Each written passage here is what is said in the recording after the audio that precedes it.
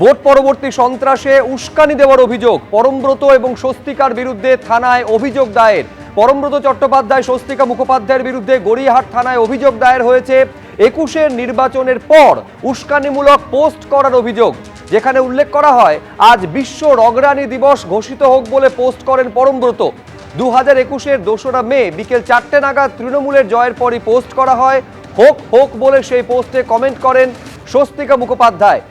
আর সেই ভোটের পরই খুন হন অন্তত 50 জন বিজেপি কর্মী সমর্থক বলে অভিযোগ করা হয়েছে।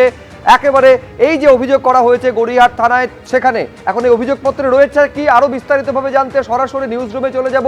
সৌভিক মজুমদার আমাদের প্রতিনিধি রয়েছেন। সৌভিক, দেখো, প্রথমত গড়িয়াহাট থানায় পরমব্রত চট্টোপাধ্যায় এবং স্বস্তিকা মুখোপাধ্যায়ের বিরুদ্ধে এই অভিযোগ দায়ের করা হয়েছে এবং আইনজীবী জয়দীপ সেন তিনি এই অভিযোগ দায়ের করেছেন। ফলে সেই অভিযোগে একেবারে স্পষ্টত লেখা হচ্ছে যে পরমব্রত চট্টোপাধ্যায় এবং স্বস্তিকা মুখোপাধ্যায় এদের ভূমিকা কিন্তু কার্যত নক্কারজনক ছিল।